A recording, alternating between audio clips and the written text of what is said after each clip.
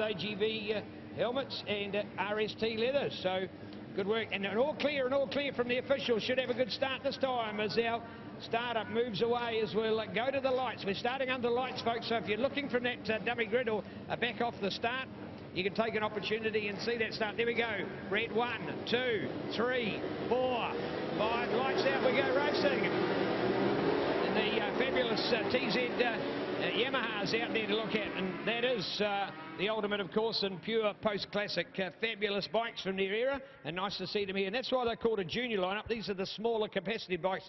I'll tell you what, it would be a brave person out here on the likes of a TZ 700, 750 or the like. So to see these guys on these neat little 350s will be something special. So if you've come along to look at all sorts of bikes, it'll certainly be nothing better than checking the pits out for our post-classics. Of course, post the era of the classics bike, which was up to about 1963, and of course these are still very good bikes. Many of these now are 30 on to 40 years of age, so great motorcycles restored with passion and pride and out on a racetrack, so great to watch. Shane Laurie, I think it is, still with the update. Keen to watch out for our little TZ, spotting it in there, the number 25 of Alistair Wilton. He's back in sixth place there at the moment. We head down towards Middleman, Toyo Tyres. Toyo Tyres, tyre choice for your motor vehicle. Remembering, of course, Toyo Tyres, proudly distributed by Nationwide, a tyre brand of choice that you can get them behind through the motorcycle industry, as Nationwide are the distributors for those as well. But I tell you what, Spider, enjoying seeing nice motorcycle machinery like the TZs and other brands here in our post-classic racing, brought to us by Motormail.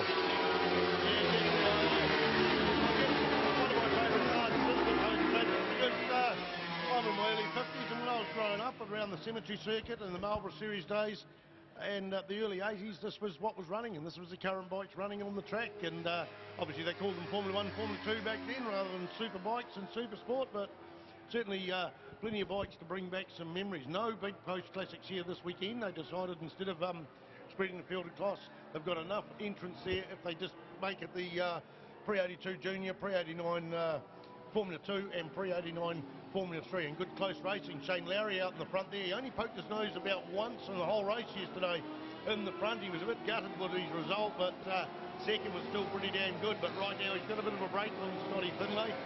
600cc engine in this bike out the front with Shane Lowry, and squeezed into a Yamaha 400 chassis and a V4 400 Honda with the 20S machine of Scotty Finlay. Scotty Finlay's just closed that up substantially coming round the Middleman Toyo Tyres corner, and there was probably 25 bike lengths. It's now down to maybe 3 or 4. Lowry's bike is quicker going up the hill, and it's all about the braking fuel into turn 1. And look at that, right up on the inside. Scotty Finlay taking it on the inside.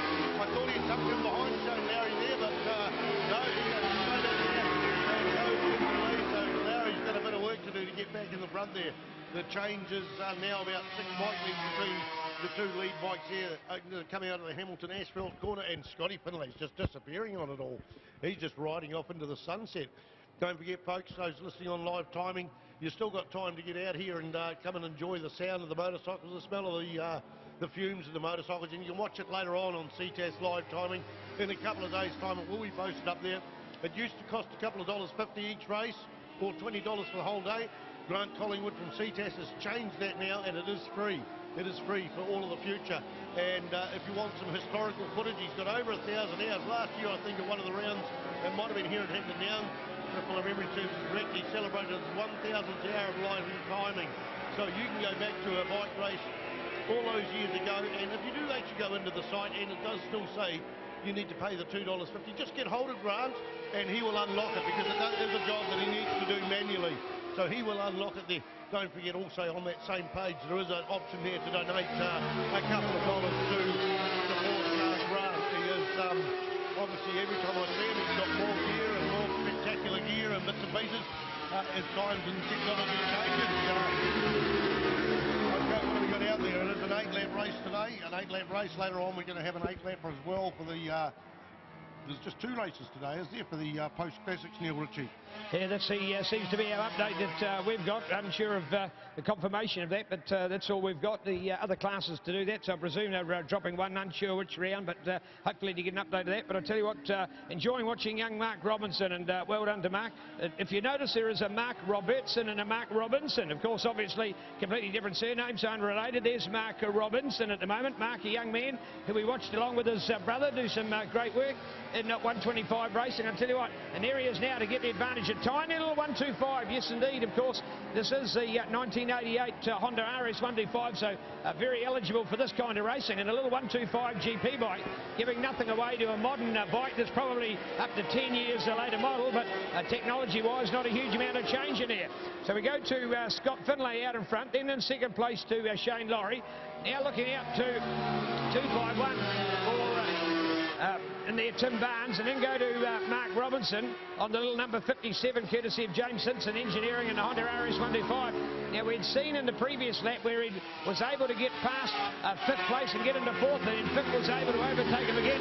But he's now created a big enough advantage that he's holding his own there. So to think that you've got the likes of 750, 400, 350s and 400, and all of a sudden a tiny little GP 125, and with a young pint-sized jockey like Mark Robinson on it, with his years of experience in racing, putting on a very good performance. So love watching the David and Goliath, and of course a true little GP bike. So there you go, there's your top bikes out here. Now here comes Mark. Now you watch him into the barrel roll. Here we go, look at that, straight down in there, whereas the others, oh look at that, see, struggling for a line, and that little 125 out of there is quicker as a pocket rocket and away down the straight. This is the time Spiderman will see the big bikes draw in on his tail, but I think he still might be able to hold the advantage in the middleman. Yes, he does. Nice to see Mark Robinson on the 125. Yes, certainly, Mark. Yesterday in the post-classic race was right up there with the first 3 or 4 laps in the top 3. It doesn't look like he's got the start today. I talk about nostalgia and how this is one of my favourite classes, going back to my days of old. Well, there we have Dennis Charlotte on the number 3 machine, and Dennis come up in first race this at the Hampton Downs race meeting in Labour Weekend, which is the Barry Sheen Shoreye International Challenge. And I said, what's it like being back on an old two-spoke? He says, oh, this is where I started my life racing. So he's out there, he's cycling for New Zealand Championships in 2 classes here this weekend. So he's probably having more fun on this old CZ and going back to his grassroots and motorcycling. Of course, that's Dennis Charlotte, who is in previous years won the New Zealand Superbike title and the 600 Supersport title in race 125s. I saw him at Methven Street Races Easter a couple of years ago, racing a bucket and his superbike and a 250 production class that he borrowed, a bike that he borrowed from his wife. So a man that's been around forever and a man that just loves his motorcycle racing. Also, the big news is Dennis Charlotte has just bought a motorcycle shop in Christchurch, Budget Motorcycles, and he will go back, and when he gets back from the North Island, it'll be his first day on the shop floor. He's been in negotiations for some months. He wouldn't tell me which was. I respect that, but now he can announce that he's done that. So great to see Dennis at the track on so many bikes. I think he'll be the only man doing 3 classes this weekend. A lot of people doing 2 classes. Quite a number of riders doing that, have been the whole season, but one that's been doing 3 classes on that beautiful sounding CZ 400. Courtesy of Wobbly Pipes, Olin's, Avon Tyres, AGV helmets, and RST leathers. So great to see as well. Pre-89 Junior, pre-89 Formula 3 and pre-89 Formula 2, and we got the pre-82 Junior. Now, generally a junior class is what used to be in Formula 2 in the day, and they would have been 600cc 4-strokes, as is seen by Shane Lowry's bike. 250 TZs, I think, were allowed as well, and I think it might have been sometime along the line up to 750cc 4-stroke V-twins. That's the likes of the Ducatis and that, and Scott, actually, I said before Scott Finlay was on a V4 Honda. No, I'm just looking at it down. It says it's a Kawasaki ZXR 400, Neil. Yeah, there we go, and watch the overtaking of Spider. I've been checking on Ctas live timing.co.nz, and there's no result showing up for the number 3 of Dennis Charlotte, so unaware as to why his result is not being scored. Maybe he's forgotten the transponder, unsure, but his result not being scored at the moment. I thought maybe there was a penalty that we had missed and he may have been further down the result, but no, he's not even on the the list at all. So if you're watching online, number 3 of Dennis Charlotte on a very tidy TZ400 Yamaha going past there at the moment.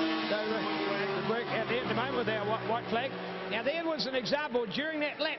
Those places changed twice. So there you've got on the big TZ, you've got Dennis doing the hard work and taking the advantage, and then you've got Mark who gets them back, and particularly here out of the barrel roll, and by the time they've gone back the other way, coming over the top here on the Porter Group Hamilton Asphalt's front straight, we all of a sudden saw that in this motor male post-classic class, and we again had Dennis Charlotte back in front, so some toing and froing going on in there, and great to watch.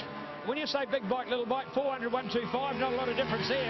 But of course, the 125 is that lightweight bike, that small bike. And when it comes to those tight corners, could throw himself through there nicely. But here we are into the barrel roll. This is where we're going to see Mark try and make up some of that time. But there's Dennis and the Dennis Charlotte show out there. Congratulations to Dennis and Angela on their shop purchase. Yes, they had said that there was something in the wind, and nice to know that it's come to fruition for them. And thoroughly deserved Dennis Charlotte in behind a bike shop. And I'm sure he'll have that many followers. They'll be queued up at the door to be on the tail. There we go with our checkered flag. So well done to the number 20 of Scott Finlay, taking the win ahead of the 84 of Shane Laurie. Keen to check out 711 Paul Burgess, but that's not there. And there's Dennis.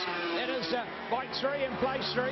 251 in the end there was to Tim Barnes, and unfortunately Mark Robinson, and Mark's got one hand off the handlebar, so I think something a little amiss for him, that he'd lost 2 places in those last 2 laps. So Motor Mail Post Classics, and thoroughly enjoying watching Mark Robinson on his little Honda RS 125, but losing those 2 places, I get the idea something a little amiss for him. But